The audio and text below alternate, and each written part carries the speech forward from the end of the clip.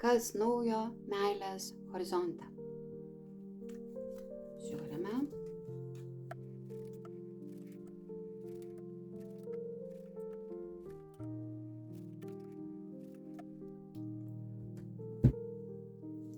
O meilės horizonte kažkas tai tikrai naujo.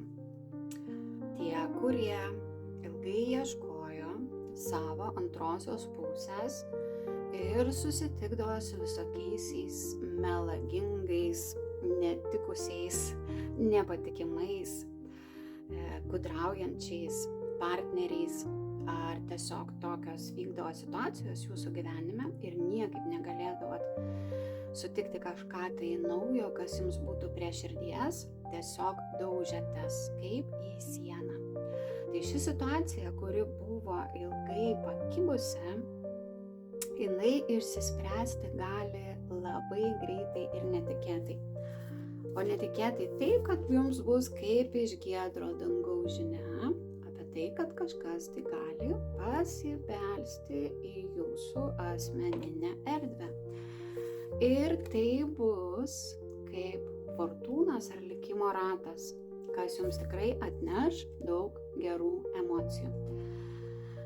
Taigi tai, apie ką jūs svajojote, tai, ką jūs norėjote ir laukėte, yra didelė tikimybė tam įvykti. Patarimas jums. Tas, kas buvo praeity, tas, kas mokėjo dalintis gražiamis emocijomis, meilę, galbūt tai yra žmogus, kurį jūs anksčiau pažinojote, bet tai yra ne tas žmogus, kuris galėtų jums gyvenime būti negeras. Galbūt tai žmogus yra iš artimojo jūsų rato, o gal jau turėjote su juo kažkur tai prasilenkusius kelius. Taigi linkiu visiems belaukiantiems ar beieškantiems savo antrosios pusės, kuo greičiau jos sulaukti. Štai nauja pradžia mes matome, kuri gali būti tikrai pakankamai stipri sąjunga. Ir vėl mes turim besikartojančias kortas, kurios mums šneka apie netikėtumą ir apie tai, kad tai gali būti gražus labai santykiai, gražus bendravimas, kad tai galbūt jūs kažkada tai išgyvenote ar vaikystėje iš prisiminimų, kaip gali būti graži draugystė ir meilė.